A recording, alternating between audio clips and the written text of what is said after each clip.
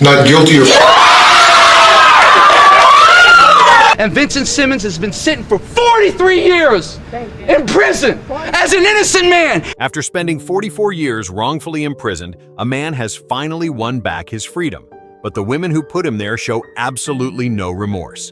Back in 1977, Vincent Simmons was just taking a walk through a park when police arrested him out of nowhere. He was taken, along with 6 other men, for a lineup.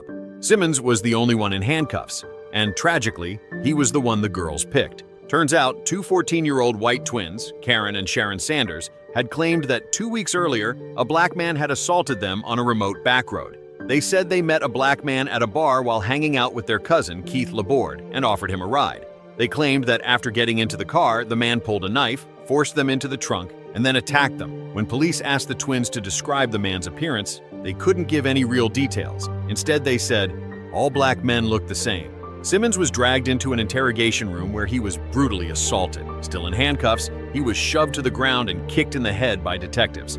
When he tried to stand up, Deputy Robert Laborde shot him in the chest, missing his heart by just inches. At trial, despite there being no fingerprints, no DNA, and despite Simmons having an alibi backed by multiple witnesses, he was still found guilty. The jury dismissed all of his witnesses just because they had minor infractions like littering, parking tickets, or disorderly conduct. In the end, Simmons was sentenced to 100 years in prison with no chance of parole.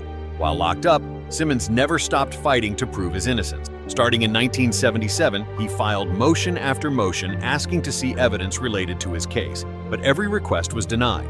It wasn't until 1993, 16 years later, that he finally got copies of the hidden documents. Those files revealed shocking facts. Medical reports showed Sharon Sanders' hymen was intact, and neither of the twins had any bruises or signs of physical assault. The real story?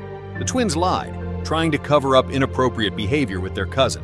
Finally, in 2022, at 70 years old, Vincent Simmons walked free.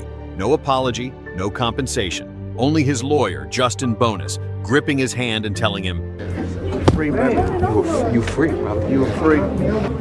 You done. Meanwhile, the people responsible for stealing nearly half a century of his life said, we still have our anxiety, we still have our depressions, we still have our fears. A 25-year-old man lost 44 years of his life because of a stranger's lie. Should the cops, the judge, the jury, and those twin sisters be held accountable for ruining his life? Tell us what you think in the comments.